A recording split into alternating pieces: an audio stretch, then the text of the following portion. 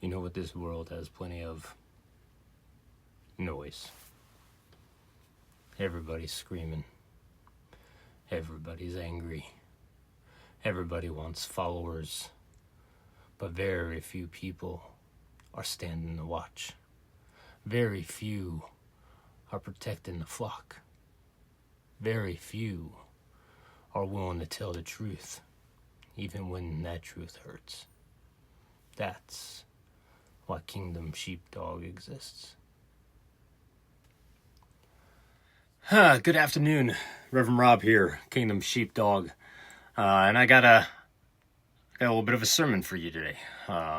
So somewhere along the way, we start preaching that something sounds good on a coffee mug, right? On Instagram, makes one heck of a graduation speech. It's called Follow Your Passion. Find what makes you happy. Chase your dreams. Do what sets fire to your soul and never give up on what you want. And something I really want to tell you is that'll preach a real good story, until God tells you to do something you don't want to do. Because I've read this Bible from Genesis to Revelation, and I find out a whole lot more about obedience than I do about chasing your dreams. I find a whole lot more about here I am, send me, than Lord, here's my 5-year plan. Would you mind signing off on it? Somewhere Christianity got mixed up with the American self-help industry. And suddenly we started believing God's primary responsibility was helping us become the person we always dreamed of becoming. But Jesus didn't walk up to Peter and say, "Hey, Peter, follow your passion." He said, "Follow me." There's a difference. And some of us really need to hear this, right? God is under absolutely no obligation to support the life you plan for yourself. He loves you too much for that. Sometimes God will wreck your plans because your plans were taking you somewhere your calling wasn't. Sometimes he'll close the door. Sometimes he'll let the relationship end. Sometimes he'll let the promotion go to somebody else. Sometimes he'll let your beautiful 10-year plan catch fire right in front of you and burn. And you'll stand there asking God, what in the world are you doing? And maybe God's answer is getting you out of my way. Passion and calling are not the same thing, and that's something we need to make clear. It's not that I'm against passion. You ought to have some fire in your belly, and you ought to care about something. You ought to wake up with some fight left in you every day. But passion is an emotion. And emotions are lousy commanding officers. Passion changes. Calling does not. There were mornings in the military when I was not particularly passionate about getting up. Let's be honest. There were days when nobody was excited about the mission. Nobody rolled out of a warm rack thinking, "God, praise you. I sure hope today is miserable." You got up because there was a mission. You had orders, you had people depending on you, and you had a job to do. And whether you felt inspired that morning, guess what? Didn't change the assignment. That's duty. And Christianity desperately needs to rediscover that word. Because following Jesus isn't about always feeling inspired. Sometimes following Jesus means get your boots on, pick up your gear, quit complaining, report for duty, because the King gave you an assignment.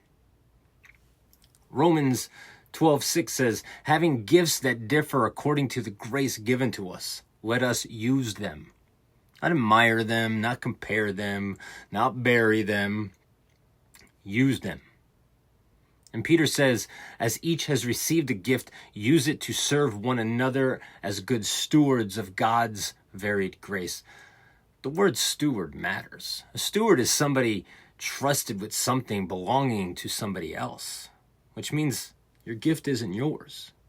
God loaned it to you. That ability to lead, His. That ability to teach, His. The ability to build, the ability to comfort hurting people, that ability to make people laugh. It's all His. the ability to walk into chaos and somehow start bringing order, protecting people. You know, the ability to see a person standing alone against a wall when everyone else walks past them. Those are all his. And someday the owner is going to ask the steward, what did you do with what I gave you? What did you do? You know, we've done ourselves a terrible disservice in the church by acting like the only spiritual gifts that matter happen under stained glass windows. And somebody says, God called me. Immediately everyone assumes preacher. Maybe not. Maybe God called you to weld. Maybe he called you to be a teacher. Maybe he called you to run a business. Maybe he called you to fix engines. I don't know. Maybe he called you to coach football, raise children. You know, maybe he called you into law enforcement. Maybe he called you into the military. Maybe you're a nurse or a doctor or you're working construction. You know, maybe he's just called you to sit across the table from a broken man drinking bad coffee at 2 o'clock in the morning and remind him that his life ain't over yet. Don't tell me that isn't ministry. Exodus 31 tells us, God says, I have filled him with the Spirit of God, with the ability, intelligence of knowledge, and all craftsmanship. God filled a man with his Spirit to build things. That's in your Bible. God didn't just anoint Moses to preach. He anointed people to do work. He got people sitting in churches begging God for some dramatic spiritual calling. Well, God is saying, son, I've already put something in your hands. You got to stop trying to wear somebody else's boots. One of the biggest mistakes we make is looking at another man's calling and thinking, that's what I should be doing. David walks into the battlefield. Goliath is standing there running his mouth. Everyone is scared. And David says, I'll fight him. Saul puts his armor on David. You know, David tries walking around in it. But eventually David says, this isn't for me. I can't go with these, for I have not tested them. And he takes them off. I love that. I love that because there comes a point where you've got to quit trying to fight your battle wearing somebody else's armor. Saul's armor wasn't bad, right? It just wasn't David's. Somebody else's ministry isn't bad. It's just not yours. Their career isn't bad. It's not yours. Their platform, their life, it's not bad. But God didn't issue it to you. If you've ever served in uniform, you know something about issued gear. You don't walk in the supply and say, hey, I know you issued me this, but I saw that guy's equipment and I think I'd rather have his. You got your equipment, you got your position, you got your assignment. Use what you've been issued. David didn't need Saul's sword. He needed the sling he'd been carrying when nobody was watching. And don't miss this. David was practicing for Goliath before David even knew Goliath existed. Out in those fields, nobody applauding, no one filming, no one posting online, just David, some sheep, some rocks, and God. A lion comes in, David fights it, right? Bear comes in, David fights it. And I'm sure there were days David thought, like, why am I out here dealing with this mess? Then one day a giant steps onto a battlefield. And suddenly everything David learned in obscurity makes sense. Somebody needs to hear that. You might be in your pasture right now. You might be fighting lions nobody knows about. You might be dealing with bears nobody sees. You might feel overlooked. You might feel forgotten. You might be wondering why God, has you where he has you. Well, keep training. Because you don't know what the battlefield is that's coming. You don't know when your Goliath is going to show up. You'll understand why God taught you how to use that sling. Your passion can be dead wrong, though. Here's where I'm going to probably step on somebody's toes. You can be passionate and completely wrong. Paul was. Before Paul became one of the greatest missionaries in Christian history, he was passionately persecuting Christians. Wasn't lazy, wasn't apathetic, wasn't confused about whether he believed in God. The man was on fire. Problem was, he was running in the wrong direction until Jesus knocked him off his high horse. And some of us don't need another motivational seminar. We need Jesus to knock us off the horse we've been riding in the wrong direction the whole time. Because passion without submission is dangerous. You can sincerely chase the wrong thing. You can work your tail off climbing the ladder only to get to the top and discover you leaned against the wrong building. You can spend 20 years becoming incredibly successful at something God never told you to do. And that's why Proverbs 19:21 says, many are the plans in the mind of a man, but it is the purpose of the Lord that will stand. I've made plans. You've made plans. And if you've lived long enough, you've watched some of those plans get blown to pieces. Jobs disappear. Businesses fail. People leave. Bodies get older. Money comes and goes. Your plans change. And sometimes God allows something to fall apart because we would have never voluntarily walked away from it. We were too comfortable, too proud, too stubborn, too invested. So God shuts the gate. And there, we are standing in the dust, kicking the fence, saying, God, open it. And God's saying, no, get back on the horse. We're going another direction. You know, your gift may not always also be the thing you wanted. That's the hard one, because sometimes you desperately want to be good at something and you're just not. That's humbling, right? You might love singing. I know I do. That doesn't necessarily mean, though, everybody else wants to hear us. You might love preaching, and that doesn't automatically make you a preacher. You might love leadership. God doesn't want you to lead, maybe. It's all right. You might desperately want the spotlight, and God may have built you to be the man holding the flashlight while somebody else does the work. And you know what? There's honor in that. Because the kingdom isn't about getting your name announced. It's about getting the mission accomplished. In the military, everybody has a job. Not everyone's kicking in doors. Not everyone's flying a jet. Not everyone's commanding a unit. Somebody has to keep the vehicles running. Someone has to make sure comms work. Someone's moving supplies. Someone's processing data and intelligence. Someone's feeding people. There's people treating the wounded. And when that mission succeeds, everybody contributed. Every single one of those individuals. Paul describes the church in the same way, one body, different parts.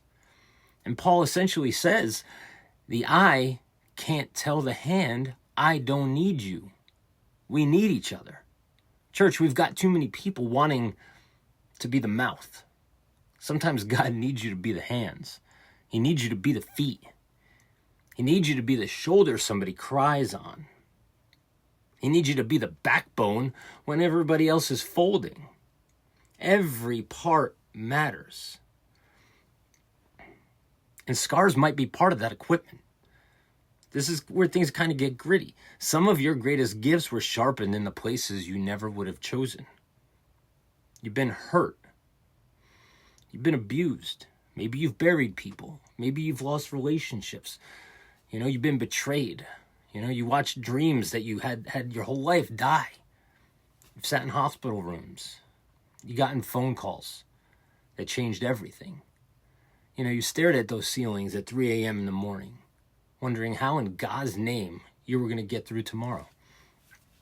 Some of you put on a uniform, come home different than when you left. Some of you never wore a uniform, but you fought wars that nobody else knows about. Some of you have raised children through things that nearly broke you.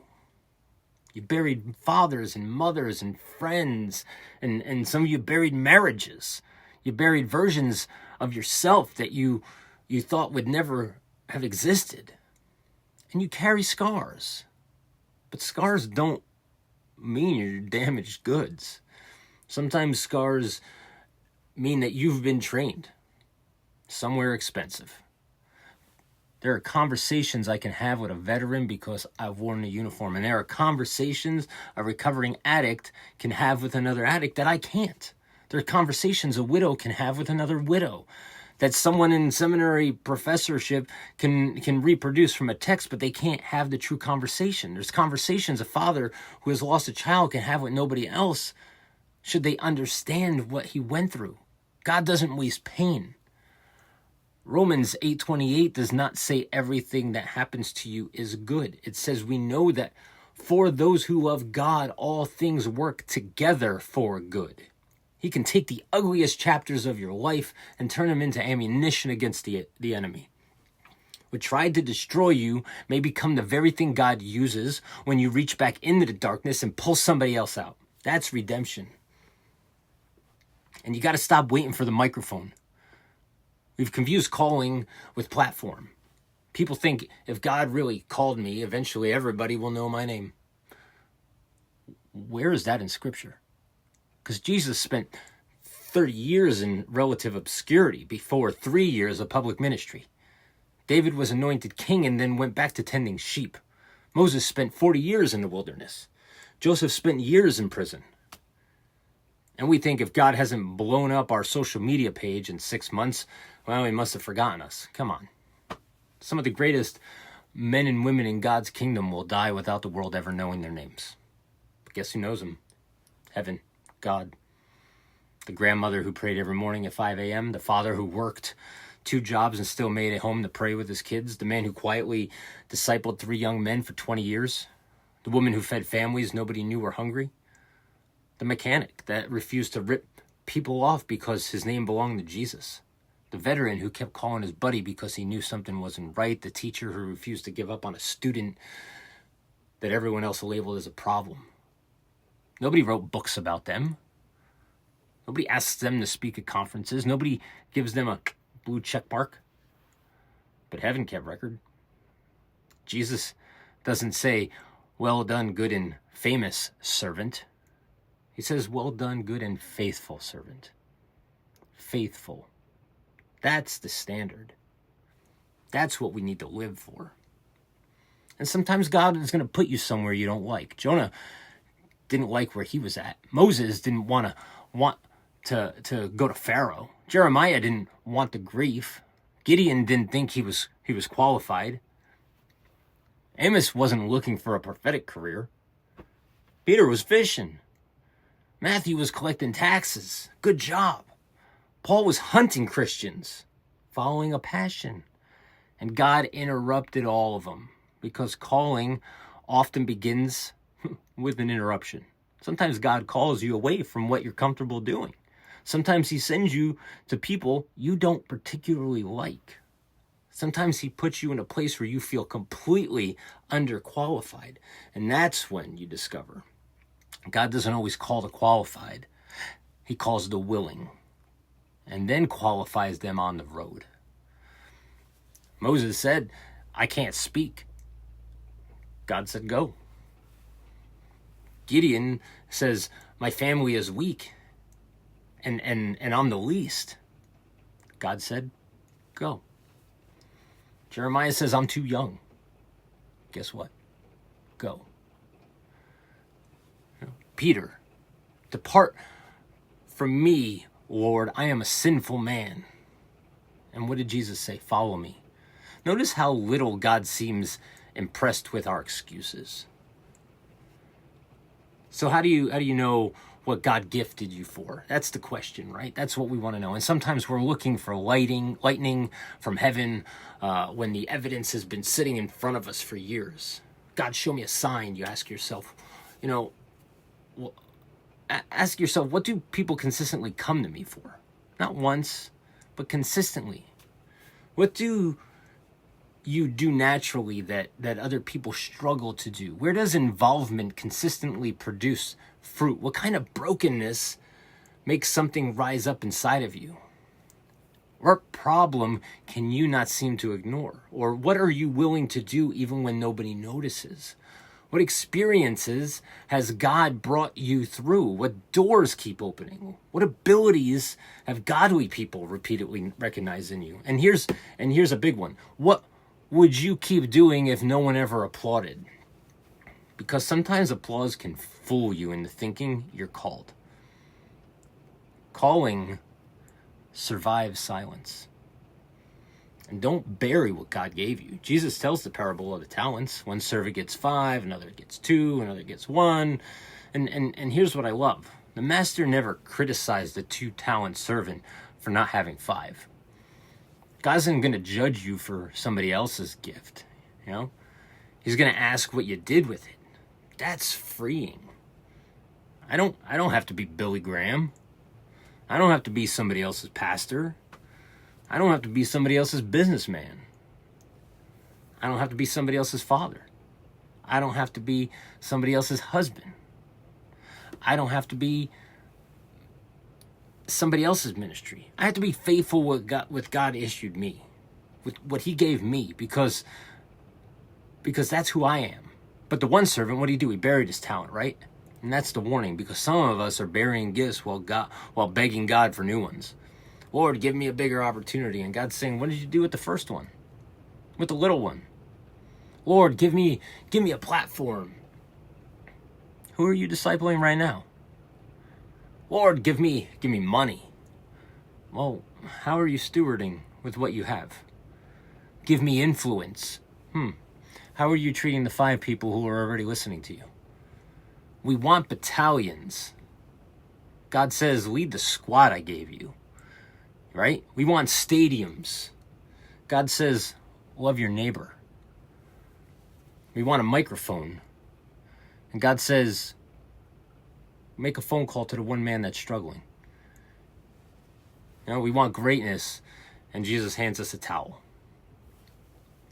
Listen to me, especially men, right? We got generations of men who don't know what they're here for. They chase all kinds of things. Money, women, status, cars, jobs, titles, muscles, attention, politics, sports, pornography, alcohol, anything that makes them feel alive for 15 minutes. And beneath all of that is often the same question. Do I matter? Yes. But your worth isn't going to be found in how many people know your name. Your worth is going to be found in belonging to Christ, and your purpose is going to be discovered through obedience. A man with no mission becomes dangerous to himself.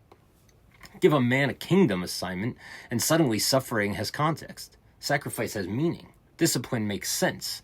He understands why he gets up, why he works, why he protects, and why he prays, why he stays faithful, why he keeps his word, why he gets back up after getting knocked flat. Not because he is chasing happiness, but because he's serving the King.